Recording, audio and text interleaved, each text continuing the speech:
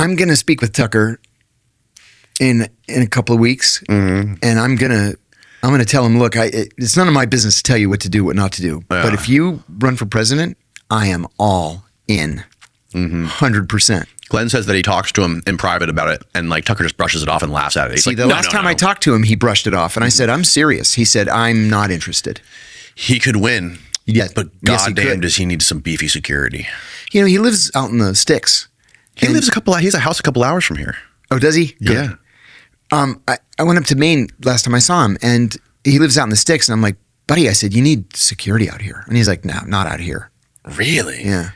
In fact, I'll tell you a funny thing. He was a half an hour late for our podcast because he was fly fishing. He's an avid fly fisher, accomplished fly fisher. And then when he pulled his reel in to, walk back to the car and come to the podcast, there was a moose standing there.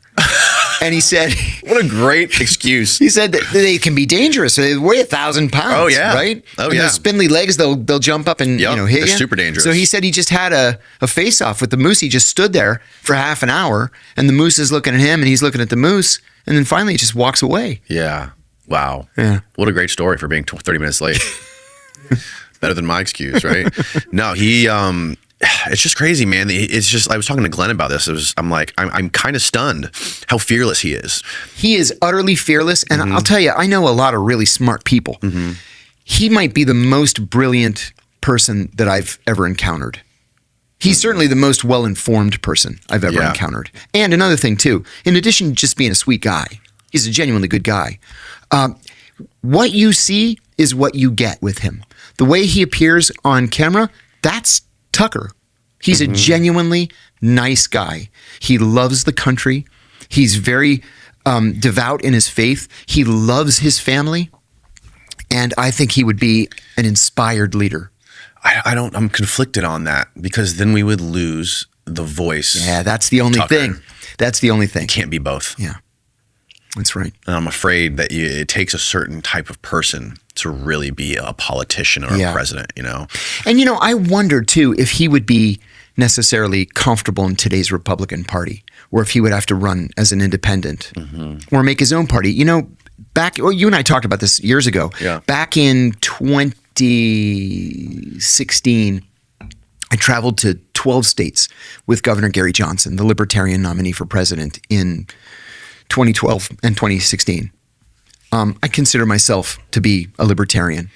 And there was such upheaval in the campaign, not the libertarian campaign, but the presidential campaign that year. Donald Trump had the Republican nomination. Hillary had the Democratic nomination. And this guy from the agency, I forget his name, he was running as an independent. I forget his name. And so the polls were just in this weird state of flux to the point where we really believed that Gary was competitive in both Utah and New Mexico. We ended up doing well in Utah. We got 18% or 16%. And he ended up getting a higher percentage of the vote, 3%, higher than any libertarian ever has gotten since the creation of the Libertarian Party. And I mentioned to him one time, this is something we can really grow on. And he said, no, it's a fluke. And I said, what makes you say that? He said, because unlike the Democrats and the Republicans, we don't have a patron. We don't have a billionaire who could just dump $100 million in the campaign. Right. There was a guy who was a donor to the campaign. I never learned his name. He was only described to me as the canned tomato king of California. That's where he made his money, canned tomatoes. And he donated money for us to buy a used Winnebago that we drove around all these states in to go from campaign event to campaign event. The only place we flew was to Alaska because it was too far to drive. But that's the problem with it. But he was right. The libertarians went right back down to 1.5%, and that was kind of the end of it. Yeah. Yeah, I don't know. I don't know how you get rid of it. I don't know how you fix that unless you just demolish the whole thing and build it from the ground up. That's it. But I can't help but to think that there are enough people frustrated with the two-party system that with the right leadership, a third party might be attractive. Although part of the problem is this ongoing debate over whether or not you start at the grassroots and run people for the local water board and the city council and the school board, Right. and then work your way up to the point where you nominate a presidential nominee. Oh, interesting. Or if you get a big name like Ross Perot and you create this party around him and then work down from there. That hasn't worked. But then the libertarians, I was on the Libertarian Party mailing list for years, and I'd get these breathless emails like, oh my God, we just had a libertarian elected trash commissioner of Green Bay, Minnesota, Green Bay, Wisconsin. Congratulations. I'm like, you guys, what are you doing? Trash commissioner of Green Bay. I went to the Libertarian Christmas party in, well, I mean, being libertarians, of course, they couldn't get their act together. So it was in the middle of January, right? Seriously. It's in Alexandria, Virginia. We all have these name tags. Hello, my name is, right? I wrote John Kiriakou. And this guy walks up to me and he's looking at my name tag and he goes, oh, John Kiriakou, I'm so glad I ran into you. I'm so-and-so. I'm the head of the Libertarian Party for Virginia. I said, oh, nice to meet you. Shook his hand. And he says, listen, would you be willing to run for governor? I said, absolutely not. Just like that. He said, really? Why not? I said, listen, I like you guys. You're all really nice guys, but you can't even get your act together to schedule a Christmas party before Christmas. Yeah. And I know it's going to happen. I'll say, yes, I'll run for governor. Everybody will abandon me. I'm not going to raise any money. I'll end up being out of pocket for everything, including my own travel around the state. And then I'll get 1% and make an idiot of myself. Right. And he's like, well, fair enough. Yeah.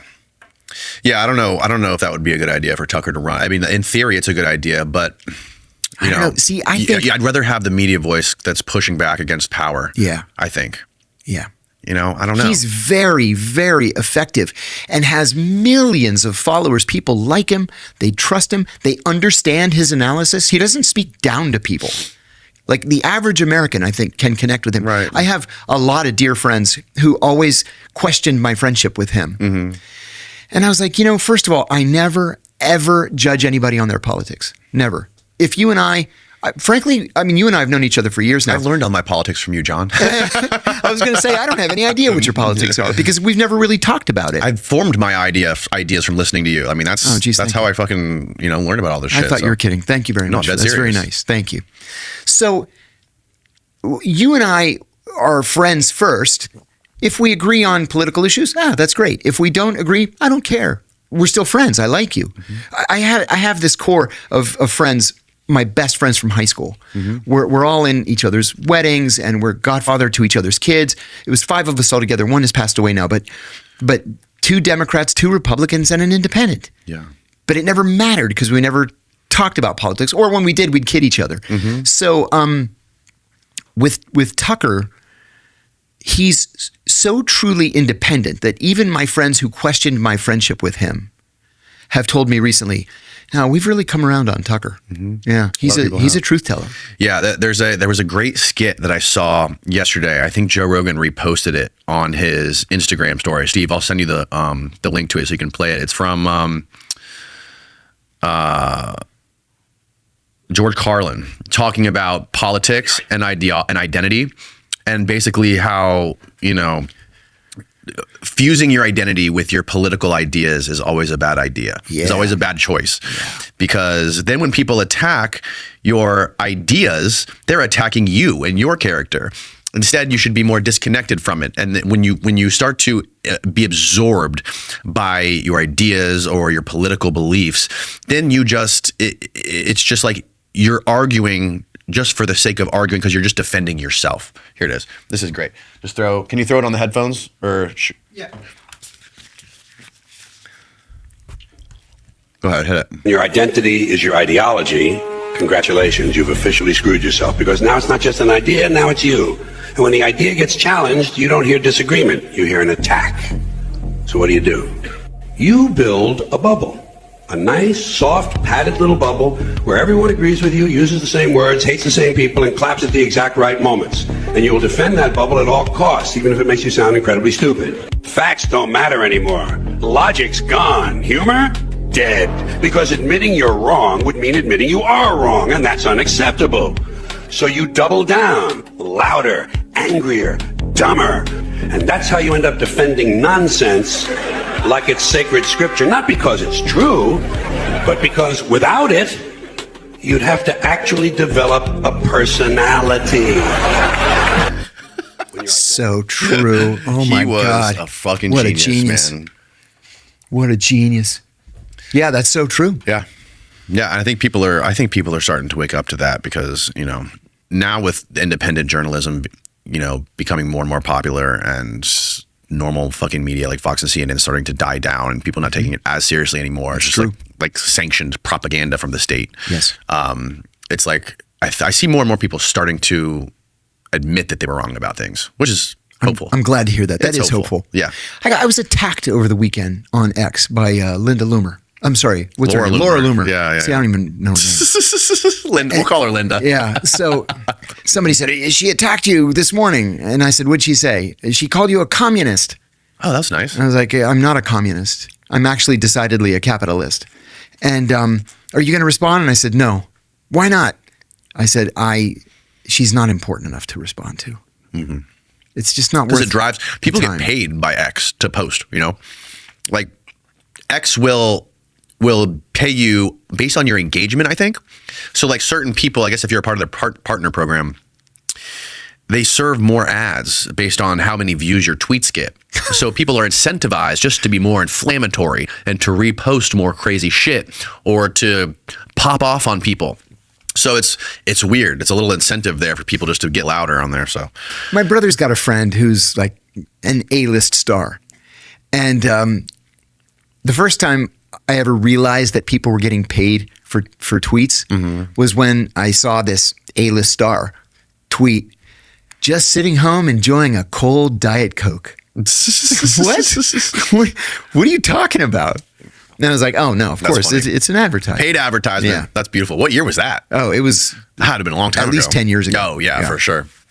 Yeah, now you don't even have to do an ad. All you have to do is just get more views because they bake the ads into everything. I see. Spring is here, and I'm really excited this year to tell all my workout buddies about my favorite deodorant, Mando. You see, during the podcast breaks, I love to wipe down Steve with the Mando because he doesn't know there's a better option out there that doesn't dribble and drip down his armpits when he sweats. I love Mando deodorant because it's tough. It sticks to my armpits, doesn't sweat off on all my clothes, and it lasts longer than I do at the gym, and it's one of the healthier deodorant options I've tried. I used to like the bourbon leather, but recently I've become a big fan of the Mount Fuji flavor. And if you order now using my code, you can get 20% off. From your pits to your package and everywhere in between, Mando controls body odor for 72 hours, which is perfect for long workouts and running from the feds. It's clinical strength, 2 times better than the standard. And after 12 hours, sweat was reduced by 92%. It doesn't just mask odor, it prevents it. 100% of the study participants experienced all-day odor protection. All their products are baking soda free and paraben free, including their cleansing bar. And it's clinically proven to control odor better than any standard shower soap alone. Some men mask their BO with scents. Mando men get the job done right. Don't mask it, Mando it. Head on over to shopmando.com because for a limited time, new customers are getting 20% off site-wide with our exclusive code. Use the code DANNY at shopmando.com for 20% off site-wide. shopmando.com. Please support our show and tell them we sent you. Mando's got you covered. With deodorant plus sweat control, say goodbye to sweat stains and hello to long-lasting freshness. So, what is your take on this whole Joe Kent resignation? Oh, I sent you the clip of what was her name, Whitney Webb. Yeah, who I like. I love her stuff. Yeah, I do too. I'm halfway through her book, one of her books right now. I think she's super smart, very diligent. Yeah. And when I heard her make this take about Whitney Webb, I'm like, okay, maybe she's connecting some dots or seeing some fucking fractal pattern that I'm incapable of seeing because she's done so much research. Right. But we'll talk about that. What is your whole take on everything? Normally, she's great when it comes to some of these issues. She's great, for example, on the Epstein files. Yes. Just wonderful. Oh, yeah. And on other Vindicated. issues. Yeah, that's right. That's right. Deep research. I think she's just plain wrong on Joe Kent. Funny, I didn't support his nomination to be the director of the National Counterterrorism Center. I just thought he wasn't qualified. When did he first become the director of the National Counterterrorism? A year ago. A year ago, okay. He's young, and I thought he was too young for a position like that. I mean, you're essentially the head of an independent agency. And one of the things, just to clarify for people, by the way, I think what Whitney Webb's take on it was that she said he was a top spook. No, he was not. Okay, so he No, was not. I don't know. Not in any definition of the word spook. Okay, so what she said on Jimmy Dore's show, I think last week or a couple days ago, was that when somebody comes from the CIA or is a top spook in her words, and resigns, she thinks that he might be trying to garner public trust in order to do some sort of a misdirection or whatever. And she used the explanation. She referenced a speech that Elizabeth Newman gave during Trump's first presidency about domestic terrorism and focusing on far-right, anti-Semitic, right-wing nationalists or whatever, focusing on them for domestic terrorism. And I guess my best understanding of what she was saying was that they might be trying to use Kent to corral all those people together and trying to make it easier to target them or something. That's just not I don't know. real life. MK Ultra is over. Right. It finished in 1975. That kind of stuff just isn't. It's just not a part of reality. You know, I'm a member of this group called VIPS, Veteran Intelligence Professionals for Sanity. So it's made up of retired CIA, FBI, NSA, some DOD people, a lot of spies. And they researched the daylights out of this and decided to give him the Sam Adams Award for integrity and intelligence because we believe that what we see is what we're getting. Yeah, that he resigned because of his personal opposition to the war in Iran. He believes that the intelligence was ignored.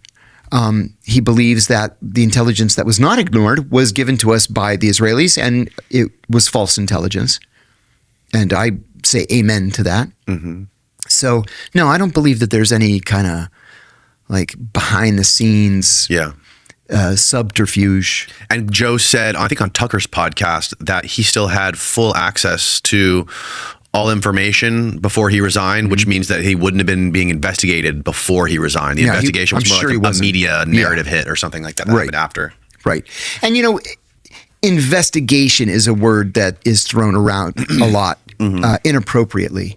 What happens if somebody goes on TV, let's say, and makes a revelation, and the information may be classified or could be construed as classified, the CIA or ODNI, the Office of the Director of National Intelligence, will file something called a crimes report with the Department of Justice. 99% of the crimes reports are ignored. Right? Only if it's something egregious or it's seen as something egregious will DOJ actually initiate an investigation. And there's no evidence that any serious investigation's taking place. Interesting. Yeah, it seems like it's standard operating procedure for the government against whistleblowers. They're a Kremlin agent, basically. You know, that's how they treat them all, right? Yes, exactly right.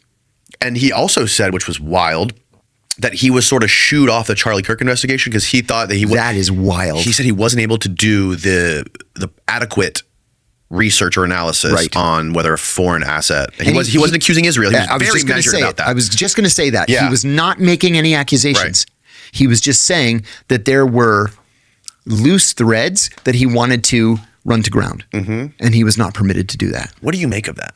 What do you think that is? That bothers me very, very much.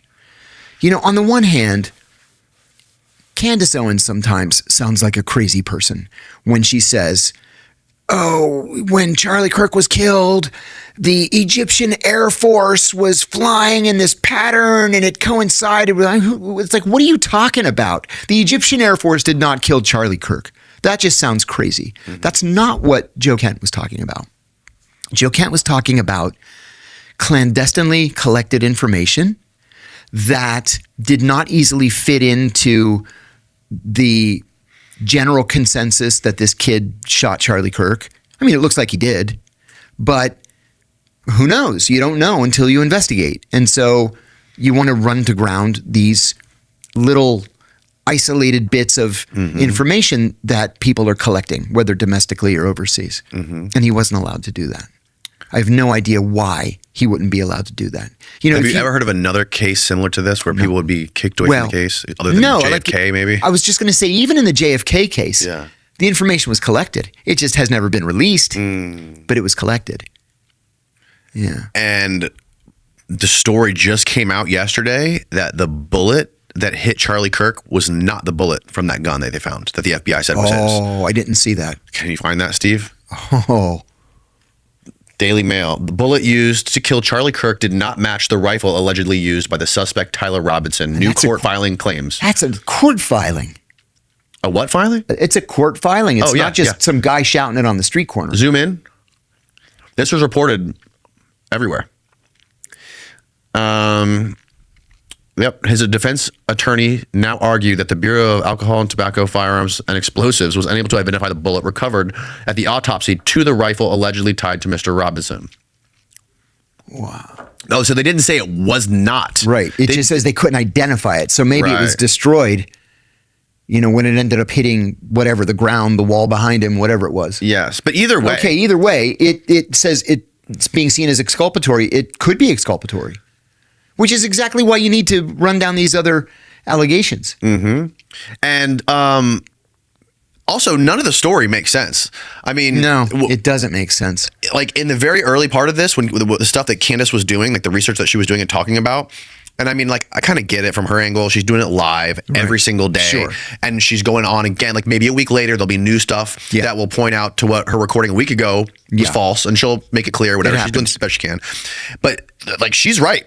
A lot of this shit does not line up. There's a lot of stuff that does not make sense, that was not explained by the FBI properly. And that's another thing, if I could interrupt you for a second. Why is the FBI involved in this? Charlie Kirk was killed in Utah by a kid from Utah who left his house in Utah, drove to the university in Utah, and allegedly shot Charlie Kirk. Nobody ever crossed a state line. There's literally nothing in this case that would make it federal, unless there was a conspiracy, in which case it would be a federal case and the FBI would be involved. So Kash Patel was asked this early on, and he said, we're just offering the FBI's expertise to the Utah State Police. Like, really? Is that just what it is? Because offering your expertise means sticking stuff in a FedEx and sending it to Utah so they can do with it what they want. Or maybe you put one FBI, lab person at their disposal. You don't have the FBI director fly out there with a plane load of FBI agents. It's not a federal case. I don't understand. What, if you could put on your tinfoil hat for a minute, what could you speculate that really means? I think that it's bigger than they've told us. I think that there may be something, maybe not Candace Owens, Egyptian Air Force conspiracy, but maybe it was a conspiracy of some sort. Maybe there are others involved. Maybe this kid was duped or tricked or recruited or something. How come we haven't heard anything from this kid yet? And that's another thing. Why haven't we heard anything at all? Not even from his lawyers. Right. In my own case, the only way we could combat Justice Department leaks to the Washington Post and the New York Times was to leak our side to the Washington Post and the New York Times. But this kid's, what's his name, Robinson? Tyler Robinson. Tyler Robinson. His lawyers aren't saying anything to anybody. It stinks to high hell. It really does. And again, you don't want to point any fingers, but like, why is the second he's dead, Netanyahu all over every news station? Yeah, we didn't do it. Talking about, oh my God, he was the biggest supporter of Israel. We loved him. We're going to put a statue of him in Tel Aviv. Yeah. And at the same time, you have all this other information coming out that contradicts that. Which is why I worry about Tucker. Right. Last time you and Andy Bustamante were here at the old studio, we were talking about Hamas and the Gaza war and all that stuff and how it was being funded and how it all ties back to Iran. And now we are so deep into this Iran debacle. I don't even know what's up, what's down. What is your take on everything that's going on in Iran? Yeah, the world's gone nuts. What's going on? I'll tell you. Are we losing this war? Yeah. And I'll tell you why. Because for us to win, we have to destroy the regime. We have to install a pro-American government, or maybe even a pro-American, pro-Israeli government, which is just beyond the pale, for the Iranians to win. They just have to survive. And they've been there for 5,000 years. You know, we're going to have to occupy this country. Think of it this way, too. We had 170,000 troops in Iraq. That was at the height of the conflict, 170,000 troops. Iran is 3.8 times the size of Iraq, with more forbidding terrain. Iran is the size of the whole of Western Europe. Well, we only have but 50,000 troops in the region and 2 carrier attack groups. We can't occupy Iran and overthrow its government. Where things to me were especially egregious, and I can go on about this for some time, was that Netanyahu convinced the president that as soon as we fire that first rocket, the whole place is going to come down like a house of cards. And I guarantee to you, I base my reputation on it, no CIA analyst or State Department analyst or Defense Department analyst bought into that. Anybody who knows anything at all, the most basic, rudimentary information on Iran would tell you that they're not going to see us as liberators. They're going to see us as invaders and occupiers. And not just that, but the Israelis. The Iranians believe that the Israeli government came out of the fires of hell. They're not going to welcome them as liberators. And I don't care what these Iranian Americans in Beverly Hills say, because they're not mainstream Iranians with their Shah flags. You mean Patrick Bet David? You know, I like Patrick. He's a nice guy, but he's wrong on this issue. Yeah. He's just wrong. Isn't it true that a lot of the Iranian population like Israel?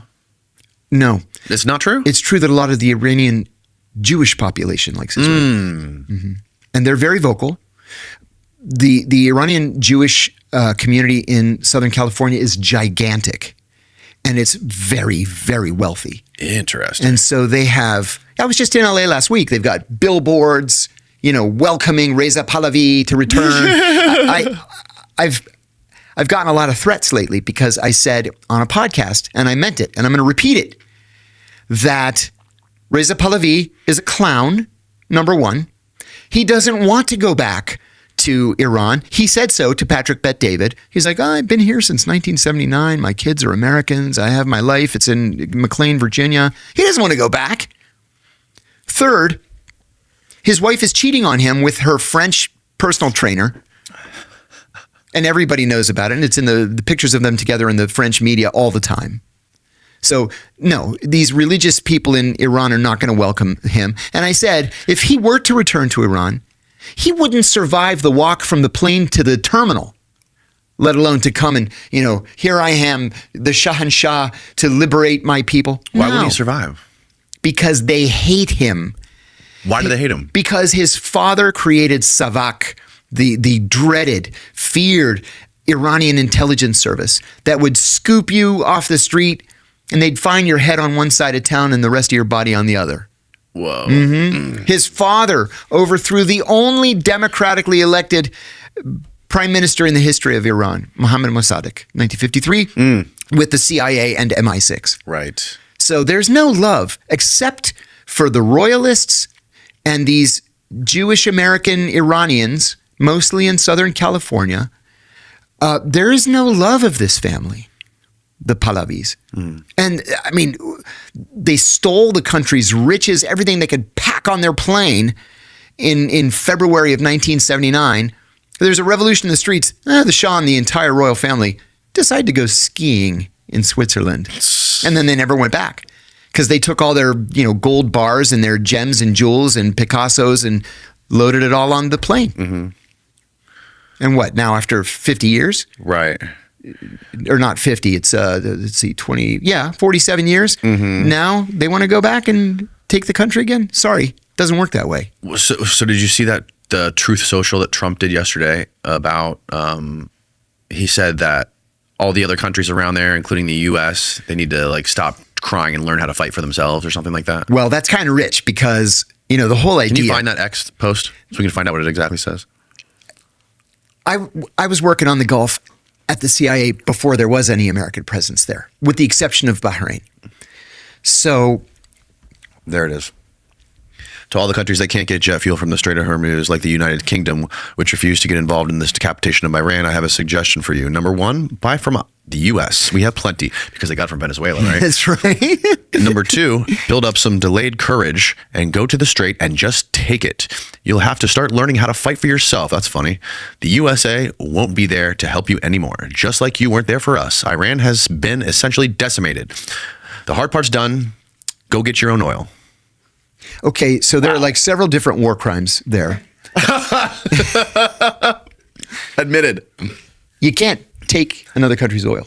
It's like quite literally written into the war crimes law, right? You can't steal the natural resources of another country. It's the definition of a war crime. You can't do that. Mm-hmm. Number two, buy from us. We have plenty. The U.S., yeah, that's true. It's more expensive. But sure, they could do that. Build up some delayed courage, go to the Strait and just take it. That's also a war crime. It's sovereign Iranian territory. The only legal way for the United States or any country to move into Iran is if the Iranians invite us, right? If the Iranians attack us first, which they didn't, or with the approval of the United Nations Security Council, which hasn't even met on the issue because we would veto it. So it's a war crime. You can't do it. Plain and simple, you can't do it. Now, Donald Trump, not even just in the same day, the same like part of the day, said, we don't need NATO. They're weak. They don't do anything. Well, if you don't need them, why are you yelling at them to come and take the Strait? Why don't you take the Strait? You're already there. Right. Just take it if you want to take it.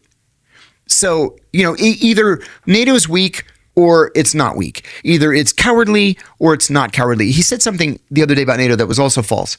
He said that NATO's never done anything for us. They've never helped us. That is patently untrue. The only time in history where Article 5 was invoked and a NATO member country asked the rest of NATO to come to assist was on September the 12th, 2001. We invoked it and we asked NATO to help us fight Al-Qaeda in Afghanistan, and they agreed. It's the only time. They've never asked us for help. Never. Never. In history, since the formation of NATO, 1949. So he's just wrong. So that's it. So what is like the high level, what is your high level takeaway from his state of mind when he wrote this? What do you think is happening? I think that what is he seeing? I think he's frustrated for two reasons. I think he's frustrated because Netanyahu lied to him. He lied to him. And I'll get back to that in a second. But I think he's frustrated because he believed, mostly because Netanyahu told him so, and we were taking in a lot of Israeli finished intelligence, written intelligence. We can talk about that too. Mm-hmm. He really believed that as soon as we fire the first shot, that government's just coming down. Especially when we decapitate it. We kill the Ayatollah. We kill the entire military leadership. We kill the entire nuclear leadership. And they just keep going like nothing happened. That's not what Netanyahu told him to expect. And I think you're on record saying the Joint Chiefs told him that this wasn't going to work? Yes. He ignored them. Yes. It's been my experience at the CIA that the Joint Chiefs are the last ones that want to go to war because they know how hard it is. This was one of the most valuable lessons I learned when I was at the CIA during the Iraq War. I was the executive assistant to the CIA's deputy director for operations. And so we started planning the Iraq War a year in advance. And one of the things that I came to learn was that it's easy to invade a country. It's easy to overthrow its government. Mm-hmm. It is impossible to be able to get out intact. There's never an exit strategy. There's no exit strategy here in Iran. Mm-hmm. There was no exit strategy in Afghanistan. Mm-hmm. There was no exit strategy in Iran. We're still in Syria, albeit, in small numbers. Mm-hmm. There's never an exit strategy, and the Joint Chiefs know this. They're like, why would we commit to fighting a war indefinitely? We just got out of 2 20-year wars. Right. Why would we want to do it again? And to what end? Let me add one other thing. I've said this before. I'm going to say it again because it's important. And this is not specific to Netanyahu. But every single Israeli prime minister from the mid-'80s onward when they would come to Washington, and they come to Washington all the time, would ask every single president from Ronald Reagan onward, please bomb Iran, please bomb Iran, please bomb Iran. And every single president said, no, I'm not going to do it until this one. There was a story just a couple of days ago about Bill Clinton. I'm sorry, not Bill Clinton, Barack Obama, where Netanyahu came and said, we want you to attack Iran. And he said, I'm not going to do it. And Netanyahu said, we're thinking of using nuclear weapons. And Obama called his bluff and said, go ahead. We're not going to help you. And they Didn't the backed same off. thing happen with Trump? That's the way I hear it from people in those circles. The same thing happened with Trump. And then he thought he was doing the world a service by bombing. Remember we used the Moab, the mother of all bombs, the 30,000-pound bomb on the bunker last year? Mm-hmm. I think the president really believed that he was doing that to save Iran from a nuclear attack from the Israelis. Mm-hmm. So if all these presidents, including Trump, campaigned on not going to war with Iran, and at the same time, you can play video clips and read tweets of Donald Trump talking about how stupid it would be to invade Iran. Yes. You could play those videos and they wouldn't be done until next week. Yeah. Why is he the first one to do it? And in his first term, didn't he kill Soleimani? Is that his name? Soleimani. Soleimani. He killed Soleimani. Yeah. The head of the, and what did they do in response to that? Force. Nothing. They did nothing. In fact, scholars created a name for that. It was strategic patience. Strategic patience. Sure, they could launch a rocket at some American military base in the Gulf, but they didn't. They could send a hit team out to do something, and they didn't. Now, remember what was it, a week ago, 2 weeks ago? There was news about these Iranian hit teams that are everywhere from Chicago to Sleeper cells. Honolulu, sleeper cells. All that shit's made up. That all came from Netanyahu. And it was to try to change American public opinion. He reads the same polls we read. And the polls say that Americans don't want to be in this war. And so he's like, well, the intelligence shows grave danger. No, you're just making it all up. There's no grave danger. When he hit the strikes that killed Soleimani, do you think he was trying to start a war there, or do you think that he knew they weren't going to retaliate? I think he calculated that they would not retaliate. And I think the analysis coming out of the CIA probably was that they wouldn't retaliate, that they would be so taken by surprise, yet reticent to poke the hornet's nest, that they would just let it go. And they did. They let it go. They bitch about it all the time. There were demonstrations in the streets. Something like 700,000 people went to the funeral, but they didn't respond. I got to be honest. Jeans have always been a problem for me. The cool ones feel like cardboard, and the comfy ones make me look weird. That is until I tried the Perfect Jean. They stretch so you can move. Perfect for skateboarding. I can squat, bend, sit without pinching or fighting the material. No stiffness, no weird bunching, no situations where you sit down and you know what I mean. They still look sharp. That's the part that surprised me. You get the clean, fitted look, but it feels like you're wearing something way softer. I've tested these out in every situation. Podcasts, workouts, skateboard sessions. I forget I'm wearing jeans. They got a ton of fits too. Sizes from 26 to 50 waist, so you're not forcing your body into some random template. These are made for actual humans. And at around $80, they're honestly a better value than most of the stiff, overpriced denim I bought before. And for a limited time, our listeners are getting 15% off their first order plus free shipping at theperfectjean.nyc. Or Google The Perfect Jean and use code Danny15 for 15% off. How real is the nuclear threat with Iran?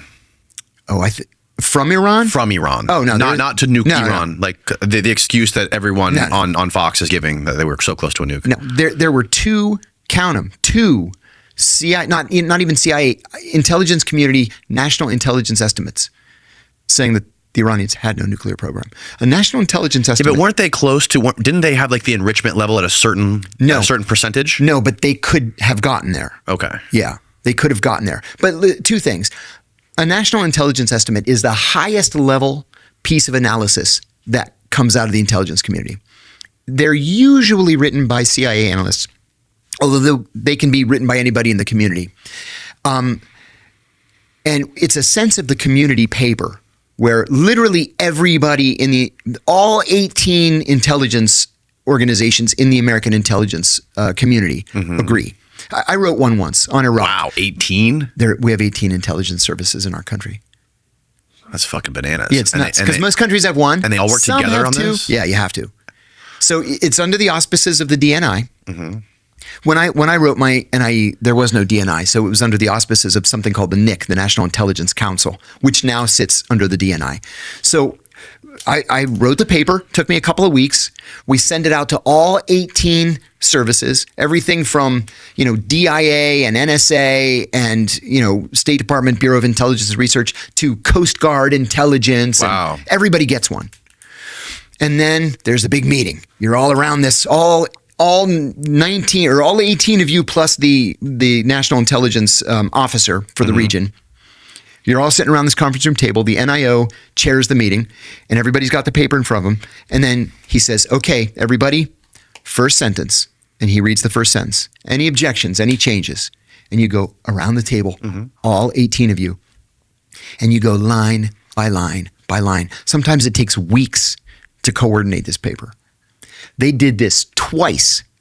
And both times, the unanimous conclusion of all 18 intelligence services in the U.S. government was that the Iranians don't have a nuclear program.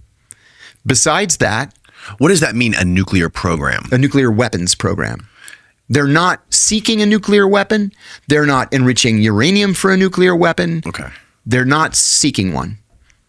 So that doesn't mean they're not enriching uranium at all. Oh, no. And they were clear that they were enriching uranium, but they were using it for, medical research and nuclear power. They were talking to the Russians and the Chinese about building a nuclear reactor. Okay. Yeah. They were not enriching it to levels necessary for a nuclear weapon. Got it. And then people were like, well, then what about a dirty bomb? What about a dirty bomb? If you have intelligence that they were working on a dirty bomb, I urge you to call the Director of National Intelligence and inform her, because nobody else thinks that's the case. The other thing is, as far back as 2000, I think it was 2003, Ayatollah Khamenei issued a fatwa saying that the government was forbidden from building a nuclear bomb because it was un-Islamic. And so there was no nuclear weapons program. It just didn't exist. This notion that they were, 6 weeks away. They've been 6 weeks away from a nuclear bomb, according to the Israelis, since 1985. Right. So this is all just Israeli propaganda. And now where do we get that intel? Do we have people in there, embedded in there? No. See, that's the thing. We have been notoriously bad about developing human sources inside Iran going back decades. We don't have an embassy there. It's hard. You have to do it through cutouts or third countries. And, I met a guy once from one of the CIA's sister agencies, was always talking. We were in training together, always talking about my guy. I got to call my guy. I go, who is your guy?